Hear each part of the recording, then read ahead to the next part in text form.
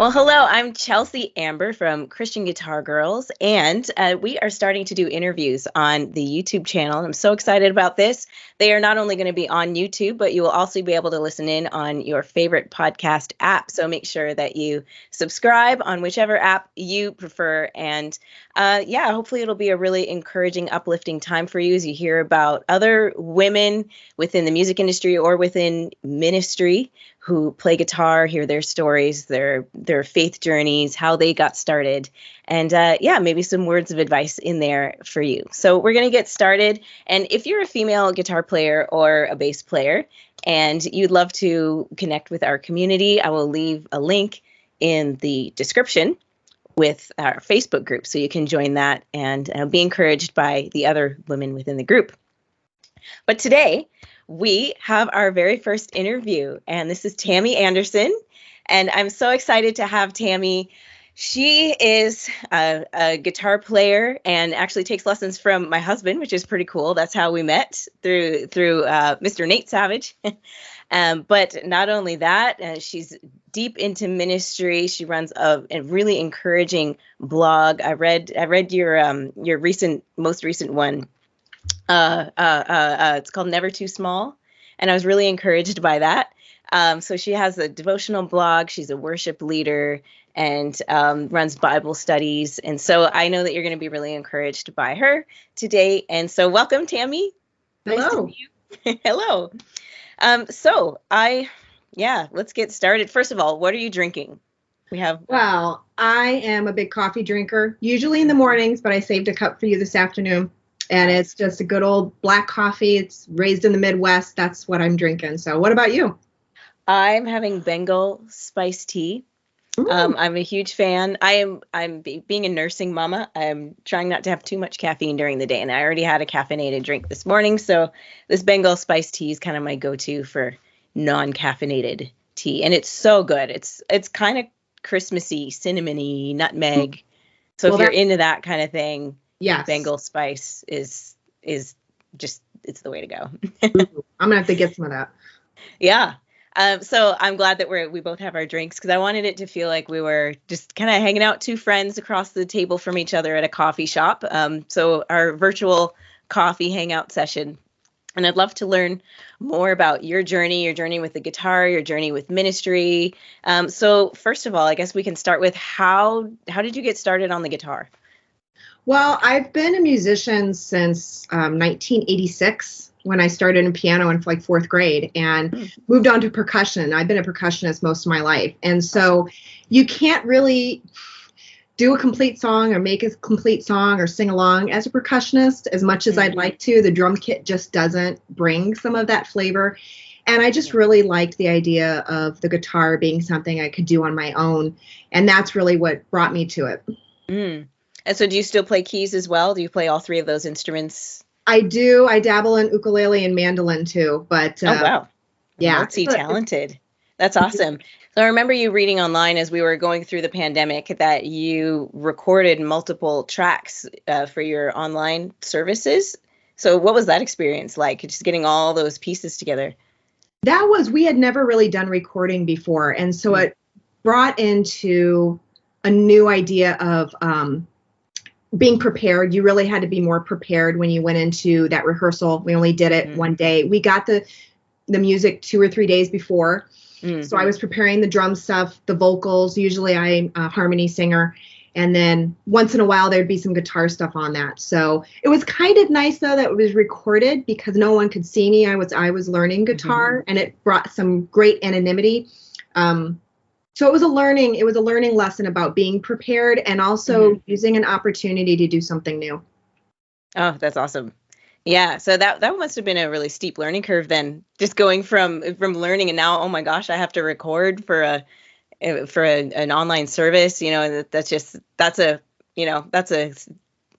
big leap. Well, I think what benefited me is that I had the percussion stuff behind it. So I was automatically hearing what my strumming was going to do. So that took out a whole layer, and I could really just focus on making sure I had clean chords and providing the right flavor of the strumming. Yeah. Well, I think you're taking a page out of my husband's book a little bit, because he is just a stickler for timing, and he's just, like, and I can understand that, especially if you're playing with a band.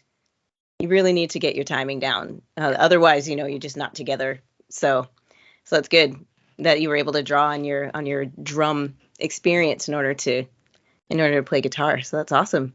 So so you got involved in music from a young age. You said fourth grade back in 1986. Yes. And then eventually that led to, well, did it lead to ministry, or was that, how did you get involved in ministry? I got involved in ministry and music when I was in high school. We had a handbell choir. So that was my first taste of using music to worship God. Cool. And then in college, I was working in Texas for part of the time. And that's the first time I actually had choir experience. I didn't think I had a good voice. So a safe place was a choir, because you can kind of be drowned out if you're not that fantastic. Mm-hmm.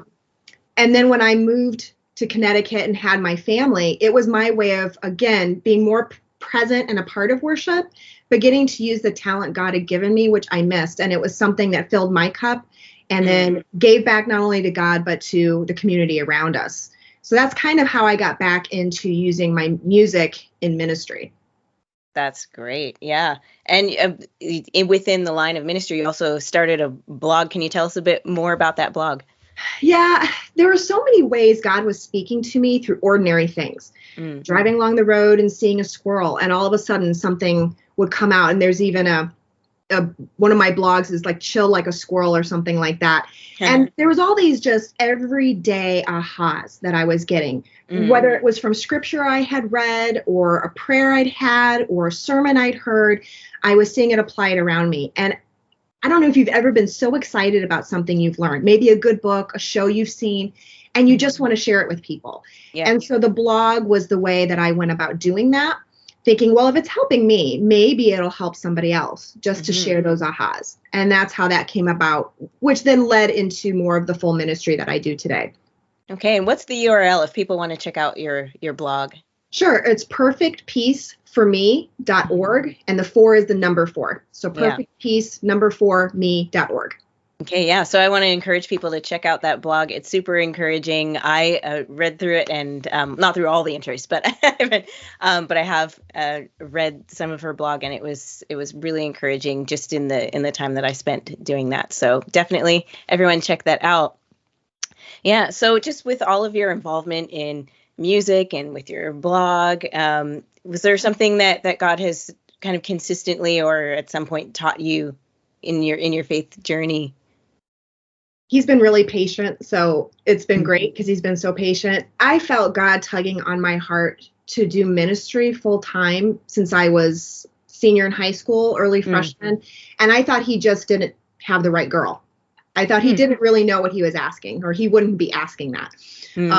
And so I did other things. They weren't bad things. They were great things. God bless them. And through those things, I learned things that helped me to where I'm at, got me better prepared, to the point where he kept tapping on me to do full-time Christian ministry. And I could do nothing else but say yes, because I just wanted the peace. Like, you have a small child. I have kids that are now teens. At a point as a toddler, they tug constantly, or you get tired of hearing mommy and mommy over. It would look like that with God in my ear, to where I just wanted the release. But the beauty was, he's taught me patience, and he's taught me it's okay to ask questions and be unsure, and that he will wait for me and he will be patient. And the joy of obedience is the biggest lesson I have learned in my 30s and 40s, is the joy of obedience. The joy of obedience. I love that, because you know what, the word obedience almost tends to be a dirty word, in culture today. But there's actually freedom in walking in what God has called you to and being obedient to that. He just, you don't know what's on the other side of that. Yes. So I just, I love that, yeah. And are there any obstacles that you've had to overcome in that journey? You said that God really had to be patient with you. And you had mentioned earlier about like, oh God, you have the wrong girl. I imagine that there are a number of people listening to this who probably feel the same way, getting, before, taking that leap into, picking up the guitar for the first time or starting this ministry that they have on their heart. I guess it's a twofold question. Are there any obstacles that you've kind of had to overcome, and do you have any advice for people just getting started in their journey? The obstacle I had to overcome was my wrong view of humility. I kept thinking, no, I feel like if I go into ministry, I'll be prideful, and I just thinking I'm going to be humble, and I'm just going to say no. But you know what? When you have too much humility, that is a form of pride. Look at humility as bringing yourself down and not being obedient to whatever God's wanting you to do. And obedience implies you're not in control. And here I was thinking I wasn't in control, but I was controlling the situation. So that was a form of realizing my humility was really pride, and laying that down, surrendering, and realizing the relief in knowing I am not in control. That was my biggest obstacle. The best advice I would have is the biggest gift of grace you need to give is to yourself. And you need to realize that if God is calling you to something, whether it's to pick up a guitar and you don't even know how to read music. You don't even know what these strings are, but you really feel drawn to this guitar. You feel drawn to singing in the choir, and you don't think you really have a good voice. If God's laying that on your heart, he will give you the power, and he will give you the equipping to do it. I know that sometimes that's hard to understand, but you have to remember these fishermen he called were the blue collar workers of those eras. And the best sermon ever given in the gospel other than Jesus, or in the New Testament other than Jesus, was Peter. And the thousands of people that converted after his sermon. That was a pretty good sermon. And to slow down, that realize it doesn't have to be fast. What God is calling you to do doesn't have to be fast. His ministry was done at 3 miles an hour. He walked everywhere. His ministry was a slow ministry, and ours can be too, and that's okay. Oh, that's so good. I feel so encouraged by that. And it's so countercultural too, because, in our kind of microwave society, it's like, oh, if I start this ministry, it has to blow up to thousands of people in the next year, or it's not effective. And, if we're faithful with the small things that God calls us to, the slow starts, he helps us grow. And so I love that. That's such a great piece of advice. Now, we had, before we wrap up, there was one piece of advice it was a piece of practical advice that you had offered just as we were chatting before we hit record. And I thought, you know what, I hope that we get to it. And you know what, I'm just going to see if we can stick it in here at the end before we sign off. You talked about some practical advice for people who are getting into music. Whether you have played guitar for 20 years and you could do every kind of finger style there is, and lead guitar, and you know how all your settings on your amps, like how that thing actually works. Or if you're thinking, what is an amp? Do I even need one? There is a place for you in music, in community, because it's very important to realize you can experience music as an individual, just like you can experience your faith, but it's done better and more fully when it's also done in community. So I would really encourage people to realize whatever their level of ability is, there is a place for you in a group. So just because someone else can really wail or knows how to play bar chords and you don't compare. And we all go at our own pace. Plus, what you have to offer might be exactly what that musical group needs. Yeah. When I first started percussion, I was looking at these other upperclassmen drummers in high school, these guys who were wailing on the drums. And there was no way my bass drum pedal was going to go that fast. So I just didn't think I was good enough to play in a certain group. And they said, look, I might buy a ticket to go see that person play, but I'm going to hire you because you're steady Eddie with the beat. And that is just something to realize. Everybody has something to bring to the musical table, and it will change over time and it develops. But even if you're just doing down chords, when you first start in praise team, do that. Ask your music director, can I just come in and just do down chords for each measure, just to be part of an ensemble? That's awesome. Great practical advice. And I think too, as people tend to downplay the fundamentals, like the foundational skills. Like, oh, I have this set of skills, but they're just more the foundation. If you have a really good, solid foundation, then you're good to go for helping out with your praise team. It's like you don't need to know how to shred or and in fact, most worship tunes don't have a shredding solo in it. So No. one thing I'll add to that too is as there was a man, Rick Bendokis was his name. I remember him. He was a bit of a mentor to me when I was younger, and he talked about the fraction principle, that if you're in a group of 5 people, then you should play about a fifth of what you would normally play. And I think that that's when you really rely on the foundational things. You're not getting all fancy. And so to compare yourself, as you said, with people who are doing all these fancy things, perhaps it's not even needed. We need that steady Eddie that you'd mentioned. Right. So yeah, so I love that. Inverse chords are a great thing. You look at a great example of that because you look at a piece of music and you're like, what's this D sharp over F? I can't get my thumb over there. If you've got a bass player, you don't need to worry about it. The bass player is hitting that F sharp. You don't have to. So just because it's there doesn't mean you have to. Or, if you're not ready for bar chords yet, you can play a shorter version of it, the abbreviated version of it. It doesn't have to be fully what's there. The fundamentals, like you said, is what's key. Yeah, awesome. Well, thank you so much. Now, you had I wanted to ask how people can find you online. You're such an encouraging person that I just want to make sure that people can find you. And we'd mentioned the blog. I will leave a link to that in the description, so everybody check that out. And you'd mentioned that you also are thinking about starting a YouTube channel. Yeah, I have it out there. It's called Perfect Peace Ministry. If you search on that, you should find it. It's just one video out there right now with me and a guitar song I did over Christmas. But the idea of kind of like this, being able to make a personal connection with people and share encouragement along the way and the lessons God's teaching me. And hopefully there's conversations that can be had out there.